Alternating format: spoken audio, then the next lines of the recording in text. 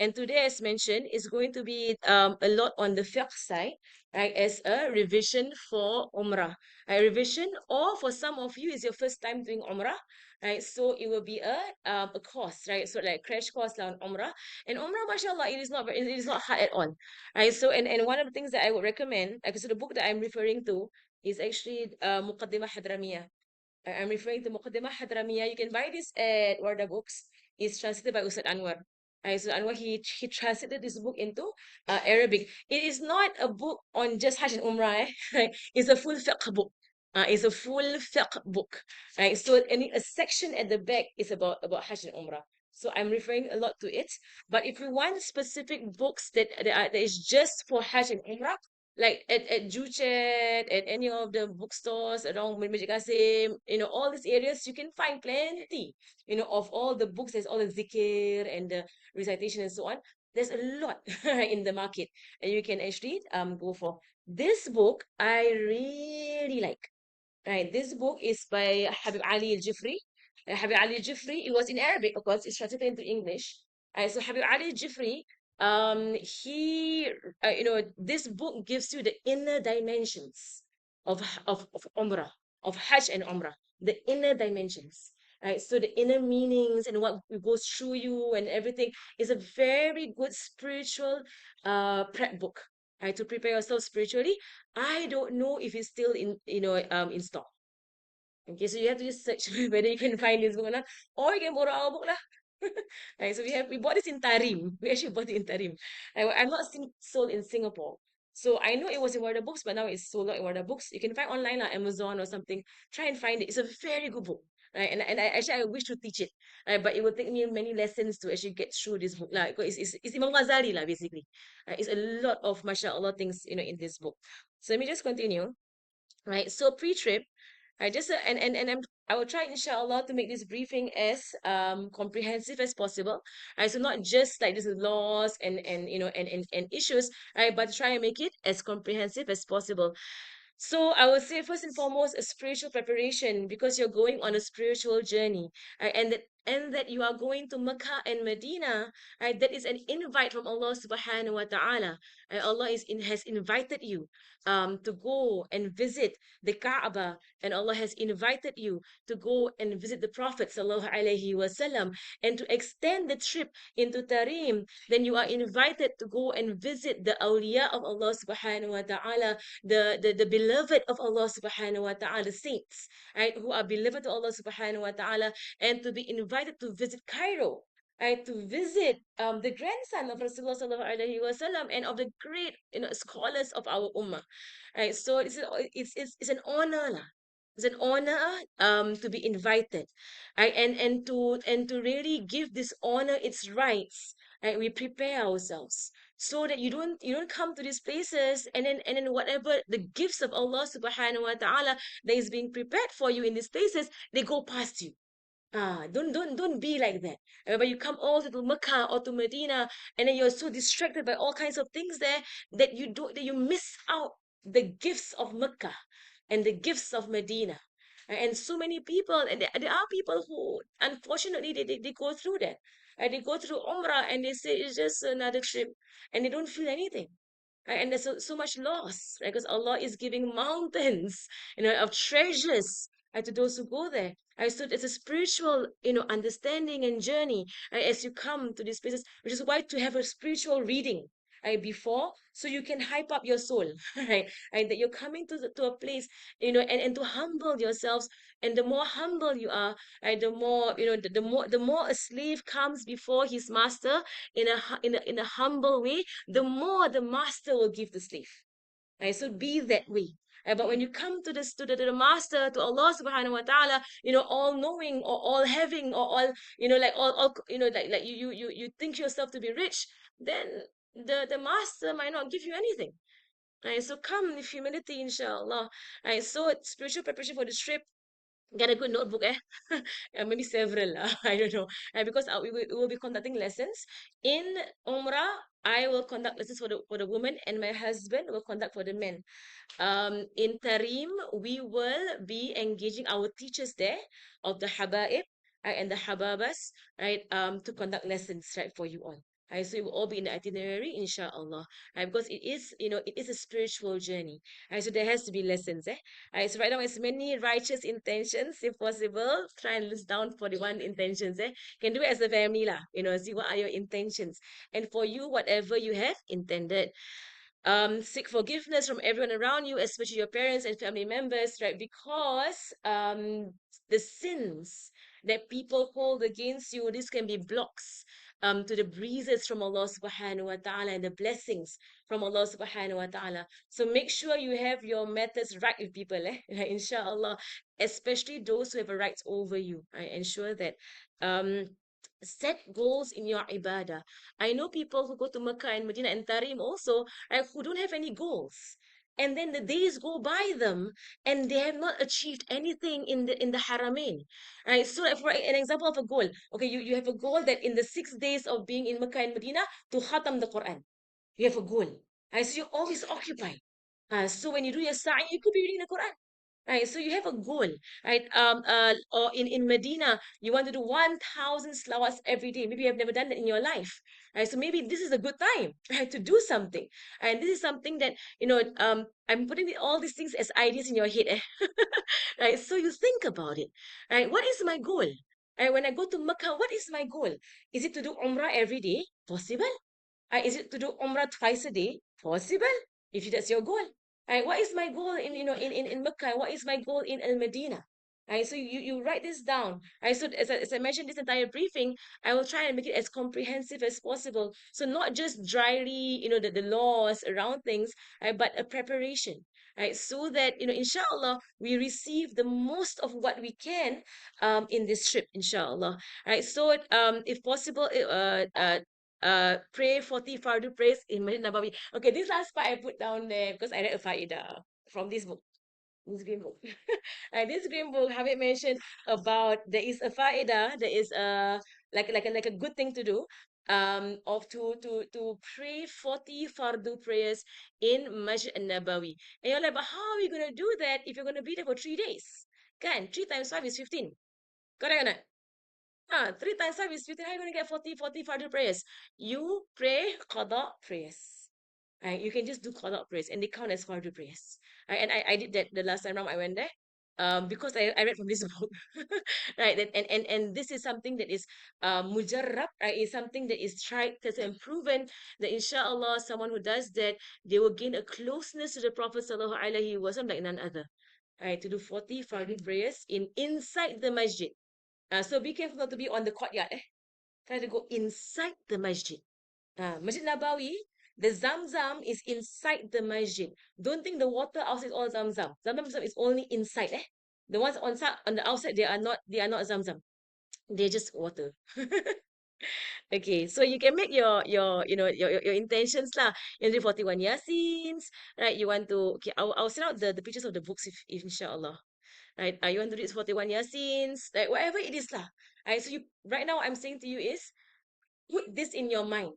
So for the next 4 weeks, right, before our trip, 4 weeks, you can think about it. Or maybe even as a family, what are you going to do? Right, inshallah. Make your intentions. Right. So for your children, right, for your unborn, right, for whatever it is, you can make your intentions. Right, and this will be, inshallah, great in the sight inside of Allah subhanahu wa ta'ala. Make sure you have a mushaf and an Umrah zikr book. You can get an Umrah zikr, you can even get on the app lah. There's so many apps that will guide you through Umrah and the zikrs and the recitations. You can just get an app. And there's an app that shows all the sites in Mecca and Medina. Right, so you can like it's all online already, mashallah. Right, and the khulasa. Okay, khulasa. If you don't have a khulasa right now, or you don't know what is a khulasa, in Tarim you will know very well what is a khulasa. A khulasa is a zikr book basically that they use in Tarim. Is a well-known dhikr book in Tarim. So if you don't have a khulasa right now, it's okay. When you go to Tarim, it's everywhere. Right? It's literally everywhere, this dhikr book.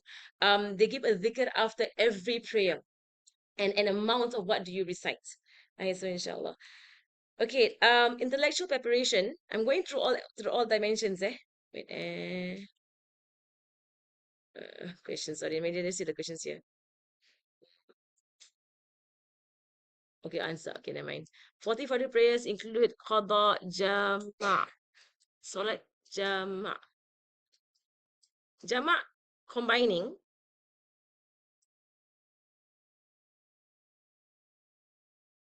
Okay, later answer. Okay. Okay, intellectual preparation.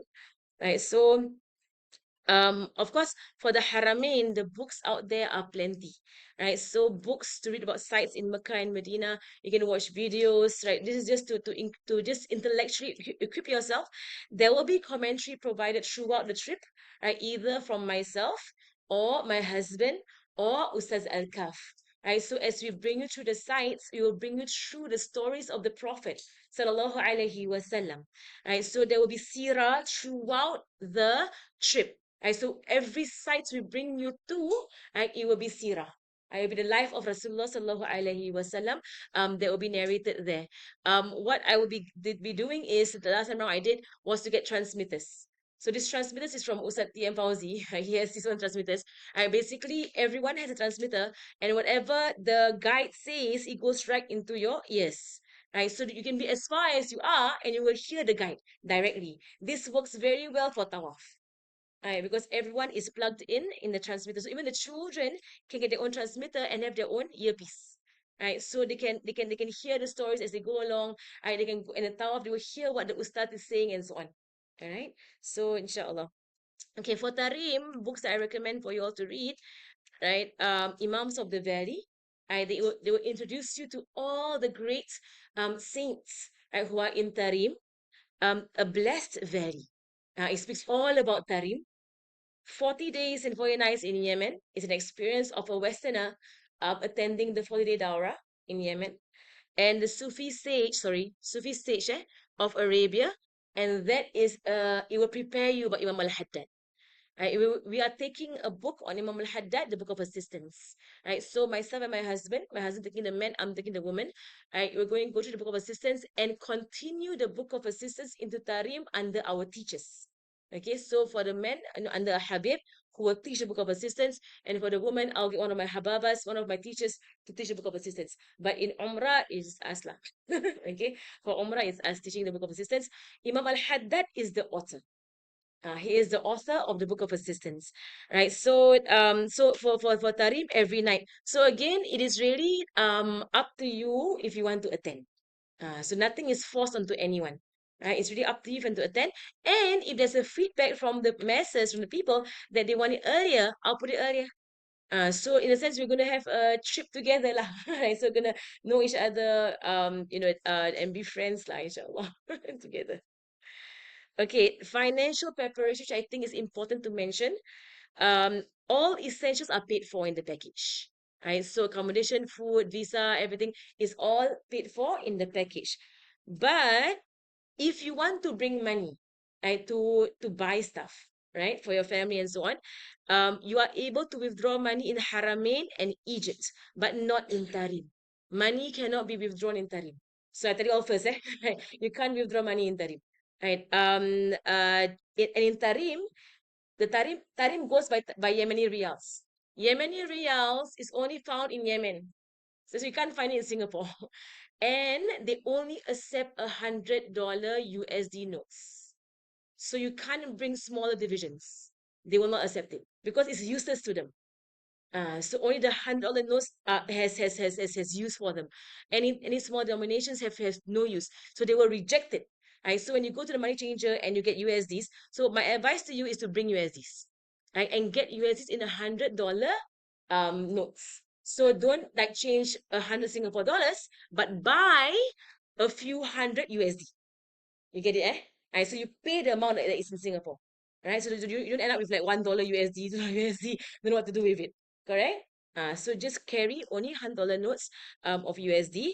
Of course, Saudi Riyal. Right? And Cairo, I don't know what is called the currency of Cairo. Um, so okay, one thing I want to mention about about the $100 notes is that Tarim is a very, very, very poor country. Right? There are no beggars. There are actually no beggars there, but they are very poor. Right? They are war-torn, but they have a dignity about them. Right? So Mama Alkaf, the travel agent whom we are going through, he is setting up a hospital.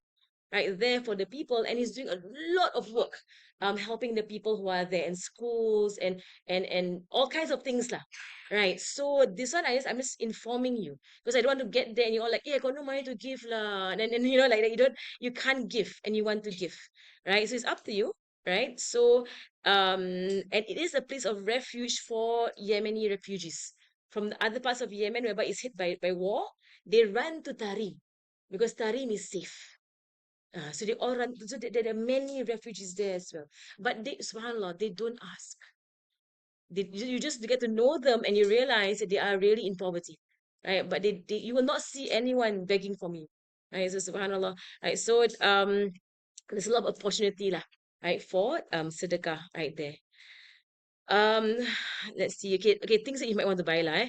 Okay, I put things here that are expensive, right? Honey in Tarim is the best form of honey sidr. Right, the best honey in the world, even higher than what is in New Zealand, of the what do you call it? The apa? Manuka honey, yes. Sidr honey is the best honey in the world, and it's expensive. Okay, so I give you a heads up, it is expensive. Aqiq Yamani, I can see what my husband's wearing, the white stone. There's Aqiq Yamani. I'm wearing a red one. They come in black, red, and white. It's a stone that the Prophet ﷺ used to wear. It's a stone the Prophet ﷺ used to wear, so it's of what is sunnah. And you will see the Habaib have it. You've seen the Habaib, they will wear like a white stone or a black stone, right? Following the sunnah of the Prophet. Sallallahu Alaihi Wasallam. Right? So women usually we wear red. Don't wear white or black. We wear red. Okay. So basically that lah. Okay, frankincense. Tarim and Oman are known as the places of frankincense. You can buy them very cheap, right, in Tarim. Right. So just telling you all, okay. I can send you all the slides, don't worry. I will send out the slides. Don't worry. Okay, physical preparation, okay, that's important. It's going to be cold. Okay, but not so cold. Okay, there's no heater in Tarim. Tell you first. Right? No heater meaning it's not that cold. So they don't actually need a heater. Right? So I would say the temperatures will start 20 degrees, about there, right? 20 degrees, maybe can come down to lowest, maybe 15 around there. Lowest lah, if that is the December, December is winter, right? So I would say be prepared, right, for the cold. Medina will be cool. Mecca usually not cool. Medina is cool. So just be prepared, right, with that. Like for in Tarim, if I wear this kan in Tarim, it's enough for me to sit in class. I wear a normal jubah and I wear this thing, and I just wrap myself around it, and I can sit through class. Right, so okay lah, not that cool lah. But my threshold is quite, say lah, depending Cairo is cool. Cairo might be cool, especially I don't know if Ustaz Al-Kaf will bring you up to Alexandria. Alexandria is cool. Alexandria is where Imam Busiri is. Imam Busiri, who wrote the Burda, he is buried in Alexandria. Alexandria cool. So if Ustaz Al-Kaf brings you up there, it will be cool lah. It is far from Cairo, but possible he might bring you there. It's a 1 day trip lah. But it's very beautiful, Alexandria, mashallah. Very beautiful. I will not, myself and my husband, we will not be joining you all in Cairo, because we will stay on in Tarim for 2 years. Myself and my husband will continue our studies. So Ustaz Al-Kaf and his team lah will be guiding you all in Cairo, inshallah. Okay, very important, bring shoe bags. Haramain in Mecca and Medina, always you lose your shoes. Not that you lose your shoes, but you enter one door and you come out another door and you have no idea where your shoes went. Right? So bring your shoes with you wherever you go. Very important, okay, boys? Bring your shoes wherever you go, okay? Okay, keep your shoes with you. Okay, shoe bag, shoe bag. The last trip, the travel agency gave us all these things. They provided shoe bags, they provided bags, and they provided everything. So I think it's coming lah. I'm just waiting on for him, mashallah. For him to send. Okay, so and it's dry. It's dry, so be prepared for the dryness. Okay, moisturizer and lip balm. Just be very, very careful about the laws of ihram. Okay, no smells. Right, no fragrance, no smells. If you're using any moisturizer and in lip balm, when I was in the last time I went there, one of the people who followed us, she was entering the ihram, then she was spraying her face with face mist, and I was like, "Hey, what are you doing?" And face mist has essential oils. Smell. Straight away dam. Must pay dam. Yeah. You must pay dam. I will go through laws in a while, inshallah. Okay, bring a water bottle. Okay, this one is my own addition lah. Because I cannot tahan the wastage in Makkah and Medina. You know how much they drink Zamzam in the plastic cup? It's like one time drink, one time throw. It's really la hawla wala quwata illa billah. Just bring a bottle lah. Even a collapsible bottle, like don't do that.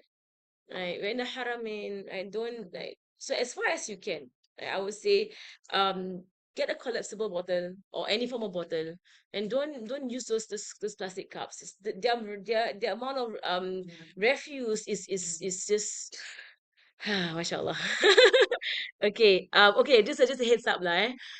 You will be climbing Jabal Nur. Okay. You want to climb or not, boys? Jabal Nur. It's very high, eh? Okay, we'll be climbing inshallah Jabal Nur. Okay. For those of you who want to climb, bring up your fitness lah. Right? It takes up a lot of stamina and all. Right. So for me right now, I'm trying to train up myself as well to get my fitness up in Jabal Nur. No, you'll be panting the entire way. It is high. Jabal Nur is high, and I don't recommend for people who are of an older age. No recommendations to go up. Jabal Nur is very, mashallah, it's a difficult climb. It's a difficult climb. Mashallah. Climb already, eh? Okay, cukup eh? Cukup climb one time. Okay, etiquette preparation. Okay, this one is just from ourselves lah.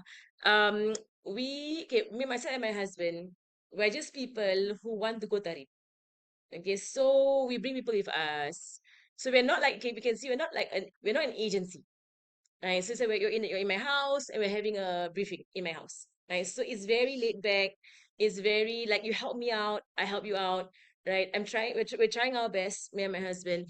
Ustad Al-Kaf is trying his best. One thing I need to say to you all about Tarim and the people of Tarim is that their tawakkul in Allah subhanahu wa ta'ala is very high. To the point whereby you will panic as to what is going on. And they were like, no, it's good, it's all good. And it will appear all good. And I lived there for 4 years before. Like things are things are organized in a way whereby it will blow your mind lah. Right. So just don't worry. Right. Don't worry, inshallah. Take things in stride. Right. So just I hope that people can just you can give me feedback and can help me out. Suggestions is all they're all welcomed. Right. But the thing about it is that when people begin to complain and begin to be disgruntled and so on, it ruins the trip for everyone. Right. And that the barakah, the blessing is gone. And it's something that I love about the people of Tarim. They never complain. And they are a third world country under the poverty level. They never complain at all. And that's why we see the blessings of them. Right? They are the most happiest people. And you can go for any trip with them and things don't go as planned. And then there is Alhamdulillah. Whatever Allah wants. And it's a very beautiful, way, right? And very beautiful to be with them, such people. I really hope that there's no, like people complaining, making a big fuss and everything. Because I do face this with every group. And become for Daura, I all face it. They will complain and complain and complain and complain and complain. And I'm like, can you all just calm down? And just Bismillah. Right? Take things in stride. It's life. Come on. Right, mashallah. But it does ruin it for everybody else. They complain about in Tarim, electrical cuts. It's a third world country, eh? Right? So the stick could go off for like 5 hours. Right? Yeah, no internet or slow internet.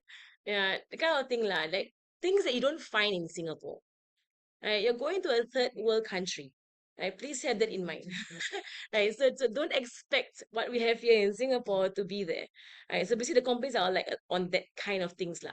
Right? Which makes it very, stressful for the people who are trying to serve you the best they can. Okay. Jama' is all fardu. It's fardu. Okay, Allahumma sayyidina Muhammad. Right, so the way of people of Tarim, right, is they never complain, never make a big fuss about anything.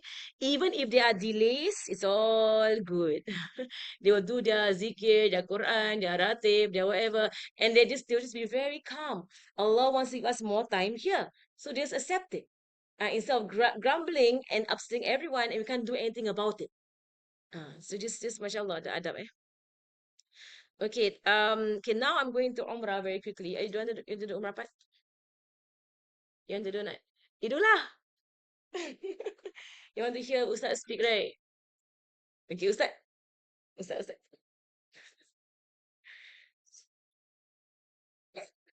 Okay, the integral of Umrah apply, right? Yes, Ikram. Ikram means basically the intention to do Umrah. I think you need to bring this close to you because the people online. I forgot to connect my Bluetooth mic. Then I have to. Just you move instead. All of them. Sorry. Okay, then you have the Ihram. It's the intention to perform the Umrah, Tawaf of Umrah, sa'i, shaving and shortening the hair, and you have to do this in order. Okay. Anyone doing Umrah for the first time? Oh, inshallah. Okay. Shall we go into the details in the slides?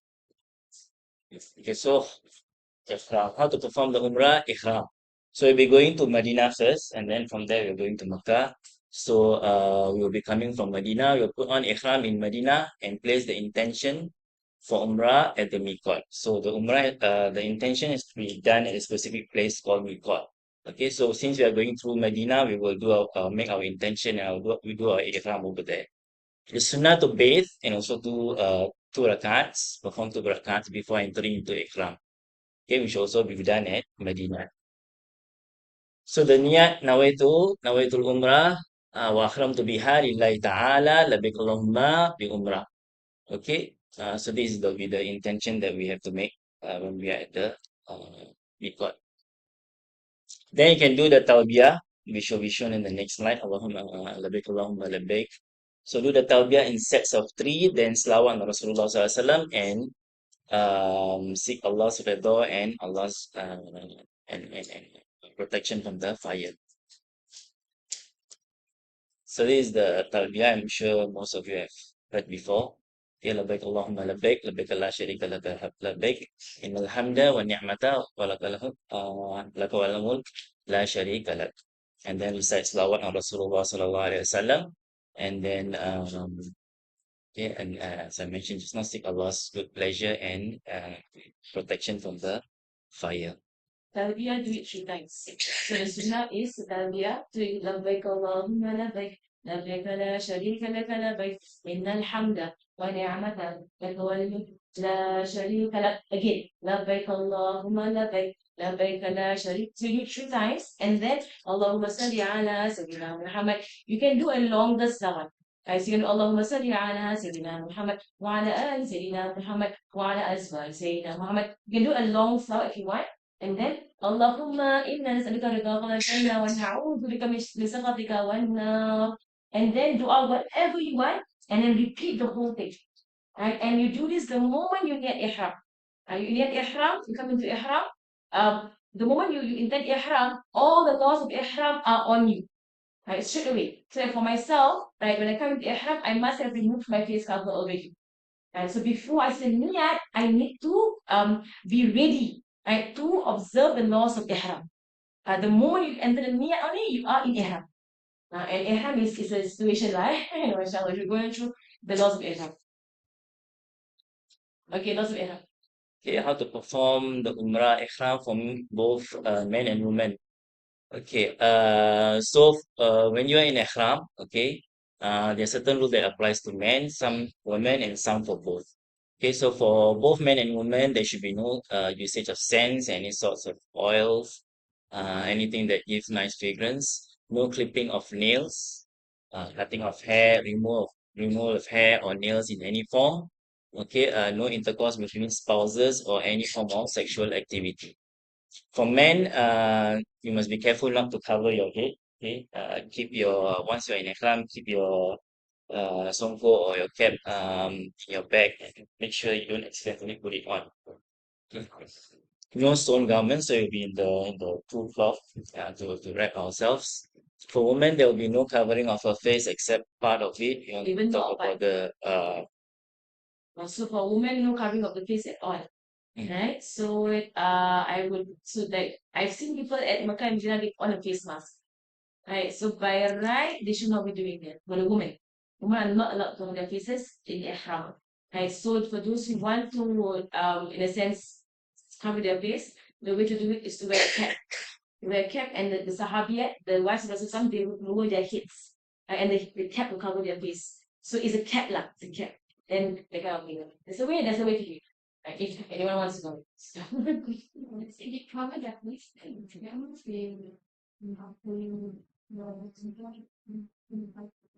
yes, yes. Anyone who goes against the laws of ihram, there is a fee, a compensation lah, dam and dam. There is a compensation for it, and they are in levels.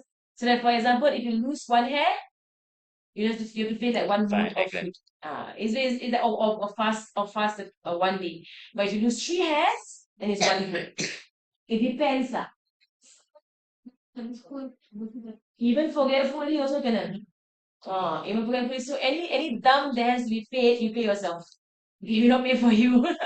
But they let us know. Let What's us the know lah. Let us know if you accidentally did anything.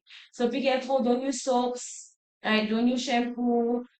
If you want, it's Umrah is only a few hours lah actually. You come into it. It's not like Hajj. Hajj is a bit, mashallah, the ihram of Hajj. Umrah. You come into Umrah. You come to ihram. You go and do your tawaf, your sa'i. You can wear your dad.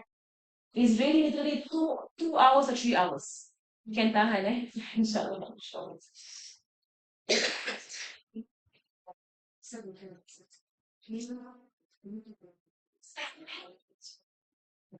Okay, if you all have to pay dumb in any way, and just be careful, like even something like rubbing your eyes and your eyelashes fall out. It counts, eh? As is one eyelash, it counts. Okay, so don't like in ihram, just don't touch your body. You just try yourself, don't touch your eyes, touch your hair, I try your best. Don't bite your nails. Okay, don't bite your nails, okay. But if you have to pay dumb, you just inform us and the money you give it to us and we will handle it for you because dumb must be paid in Makkah.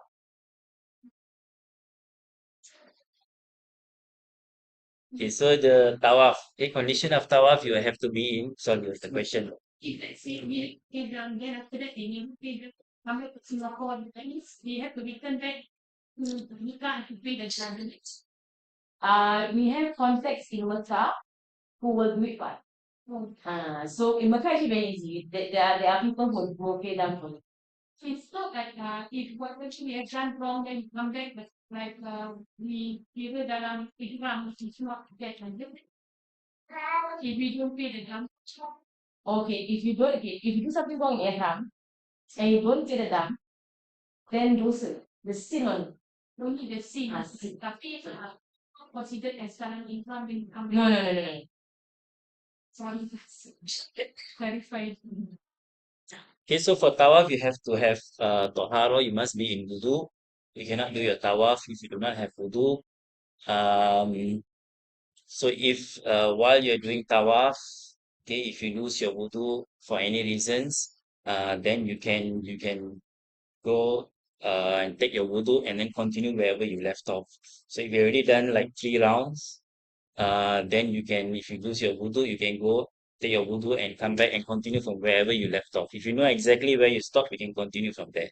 Otherwise, just forfeit that round and then just do one round. Okay. So you must have your aurat covered, okay, and left shoulder. Sorry, And then, your takbir lah. nice. Takbir. So of course, it's for men might be more difficult lah. I mean, especially if your arm is exposed and everything. So if you want to tackle into another mazhab, you can do so. But you must make sure that your wudu is in that mazhab. So for example, if you want to tackle into Hanafi mazhab, then you must have Hanafi wudu, right? Whatever. So basically the difference is for Hanafi, the mouth and the nose is compulsory, you have to do. And you have to wash at least half your head, or you can just wash your full head. Hmm? Okay, so mouth, nose, and head. But if you don't want to, if you want to just, if it's not so crowded, then you don't have to do taklid lah. Just stay in the Shafi mazhab. For the moment, up to you even to trying to go into Hanafi Mazhab. But from my experience as women, no one touches you. In the sense that because your skin is all covered. So if your skins are covered, the only part that's exposed is your face. And almost never someone will touch your face. Almost never. Right? So if you keep your hands under your garments, right, no one's gonna touch you. For the men, they have an entire shoulder exposed. Right? So that the Hanafi women are like going around and then like this, touch you, touch you, touch you. Right? And then your wudu gets nullified every now and then. Okay, your left. Any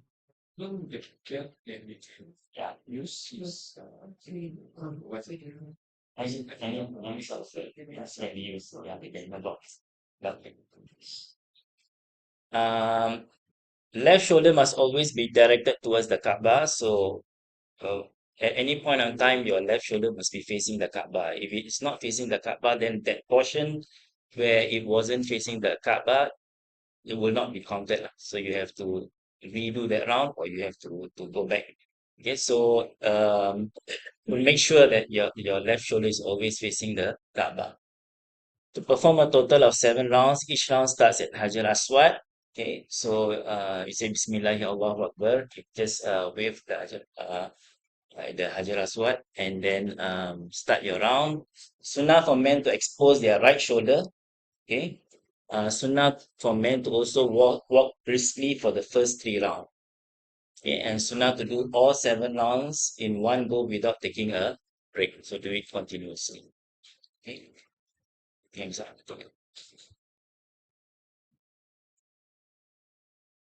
Enter the flow and move. Sorry.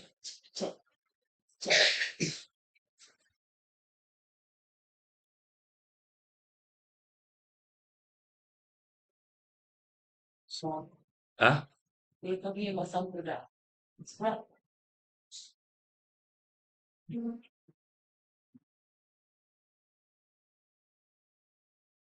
As long as the product has no smell, cannot have smell. So if it has smell, you cannot. So whatever product you use cannot have a smell. Cannot be any smell. And 3 hours without lip balm, okay lah. You can try. So,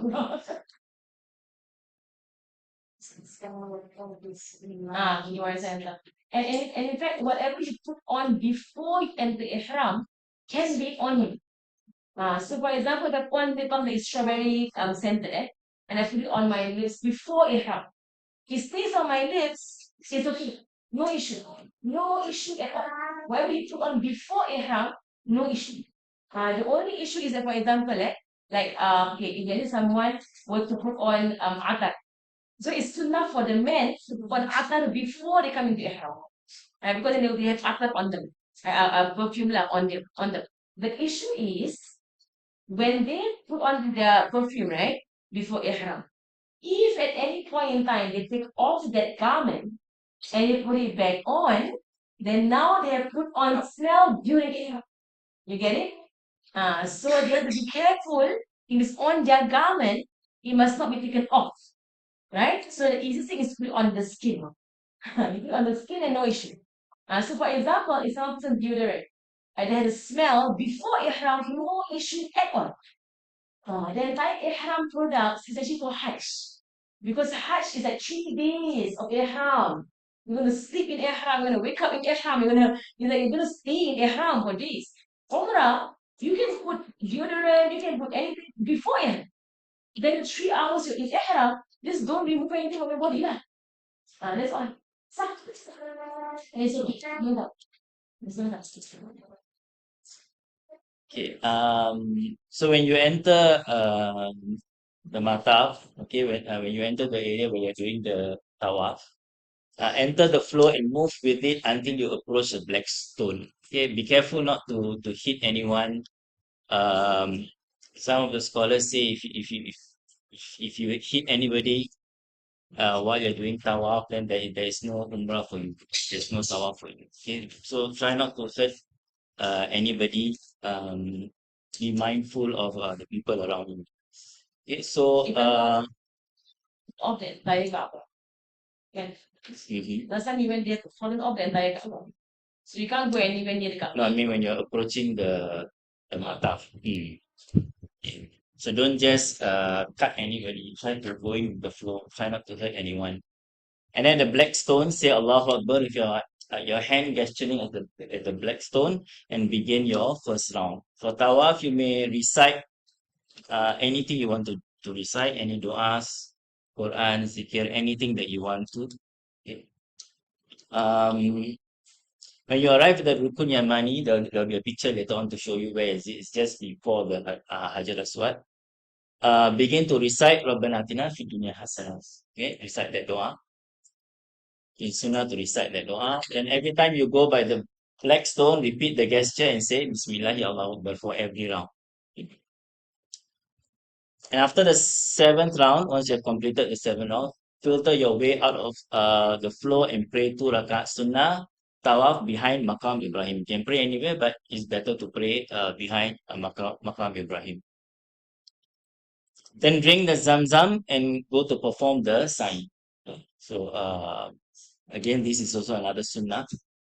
Okay, and there's a dua for recite for drink before you drink Zamzam. Rasulullah SAW said that Zamzam is whatever that it is drank for. Okay, so you can drink it with any intention. Some of the Sahabas intended that Allah will quench their thirst on the day of judgment when they drink Zamzam. So make pious intentions. So the dua is Allahumma inni as'aluka ilman nafi'a wa rizqan wasi'a wa shifa min kulli da'.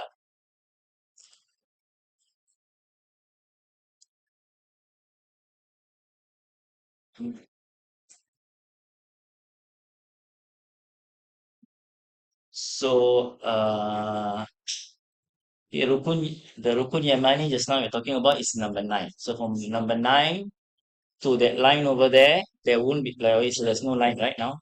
So now the Kaaba now they have removed this line on the floor. There used to be a line on the floor to show you where's the black stone, but they removed it because it was causing like a jam. Because people will step on the line and they will do their tasleem and they will continue. And that is it will cause a break in the human flow lah. Right? You can actually do a tasleem anywhere when you see the black stone. So at any point in time you could do it. Right? So they removed the line because it was causing a jam lah. But so how do you know if the black stone is there? If you see the picture on the right, and that picture, For right is there. Blackstone, yeah. Right is there. Right, the place whereby there is the circle along the side, that's where the black stone is. So to indicate where's the black stone, because it's next to the door of the Kaaba. So you can't miss it lah. You can't miss it. So any point in time you see the black stone, you do Bismillah, Allahu Akbar, and then kiss the hand and gesture of kissing the stone, a sunnah of the Prophet sallallahu alaihi wasallam. All of this is sunnah. So even if you walk past the entire stone unaware, your tawaf is counted. So it's okay. Doing the wajib is very simple. The sunnah is what it adds on. Mashallah. The other side is a straight line down. See this part? The straight line down. That is Rukun al-Yaman. Rukun al-Yaman, you see a straight line. The back side is circle, the calligraphy. That one is straight line down. That is the last quarter of the tawaf. And the final quarter. Hmm? Okay. So not to touch the Kaaba when you are, I think now you can't lah, but Yeah, if there's no barrier, yeah, so because you're supposed to tawaf around the Kaaba, you're not supposed, if you put your hand inside, when you touch the Kaaba, then the tawaf will not be valid. Okay? Yeah. But now the white thing at the bottom is the original foundations that Nabi Ibrahim put out. Right, so the black building is smaller than the original foundations that Nabi Ibrahim put down. So if you touch the Kaaba, you have entered the Kaaba, and that nullifies that particular part of the tawaf. It is almost impossible to nullify the entire tawaf. Like it's what all that happens is that you nullify that part itself. So all you do is just backtrack or count that round to be null and do it again. That's all. But it's, I think almost cannot not the only way to nullify a tawaf is to na'uzubillah murtad. That's the only way. Like na'uzubillah. But there is almost no way you can batalkan tawaf. Almost no way. One thing also, touching the Kaaba, there's akhtar on the Kaaba. So on the cloth. So if you are ihram and you touch the Kaaba cloth, right, you take on the atar. That's why in the ihram they kiss the blackstone. But the blackstone is full of atar. They put lots of on the blackstone. You cannot touch the blackstone in the ihram. So please be careful. So this is the Maqam Ibrahim. Maqam Ibrahim. Okay. So after you've done your tawaf, you can pray Behind. 2 rakaat sunnah behind it. You don't have to be right behind it, anywhere as far as we're from behind it. So once you've done, Sudah tawaf, yes. Apa? Don't pray right behind it because the flow of human beings is there. So you got to go further and where people are praying. If you're going to be in the masjid where you're behind, at a distance, but behind, it's safer. especially if you know that people are going to cross your path or where you are praying, it's better to pray further away, right? Not at a place where people are walking. So even if we want to get all the sunnahs, we have to be very careful. Yeah, It's a greater sunnah it's to a be greater considerate. sunnah, yes, correct, to be considerate of people. Considerate people. So I gone through everything Gosan Said. Okay. Begin as Safa, okay, so you after you've done your Umrah, pray 2 rakats, you go to a place where you're doing the Mas'a, where you're doing the Sa'i. So we begin at Safa. Okay, there'll be signboards lah in Safa, but you inshallah we'll be going together. Then face the Kaaba, raise your hand in takbir and dua and begin. Okay. Then same thing, you have 7 laps. So you will start with Safa and then you will eventually end at Marwah. Okay, so what? So you go back and forth. Okay, so start with Safa, then Marwah, Safa, Marwah, Safa, Marwah. And you end at Marwah. Right? It's recommended to climb the height of a person on both hills. So at the end, where the Safa and Marwah is, there's a slight hill. So it is sunnah to actually to go up that hill, that small hill. For men, it is sunnah to jog between 2 green lights. Okay, there will be a part where you are doing the sa'i, and then there will be a green light on top, and everybody will be jogging, so you will be it's easy for you to know. So for men, it is sunnah to jog between the two lights. Perform any dhikr, same thing like just now. Anything that you want to recite. Bring a small pair of scissors for women to free yourself from ihram. Men, you can shave your head. Your head is better to shave the head completely. Rasulullah SAW made dua for those who shave their head completely twice before he made dua for those who just merely trim their hair. Okay, so it's better for men to shave completely. Okay. The last part that Recommended. Okay. for women to buy socks with friction padding is something that I've heard my own I recommend lah. Because for men they are without socks. Right? So their own feet is not of friction. The mas'a, the place of sa'i is slippery. So if you are wearing socks, it makes walking difficult. But it's slippery. Right? So sometimes you can buy this kind of socks which there's rubber on it. Or you can buy this kind of like shoes. You can buy this kind of soft shoes. These are actually meant for like swim shoes. They are shoes for water lah. But there's a lot of friction. So I realized that especially if you're older, right, and then like you're aching on your joints or whatsoever, right, that walking on slippery ground for 7 rounds and Safa and Marwa is not near, those are going before not near Safa and Marwa, it can hurt your knees and it can hurt your ankles because of the slippery of how slippery the ground is with the socks. Because you cover our right. For the men, they have no issue because they're not general doctors.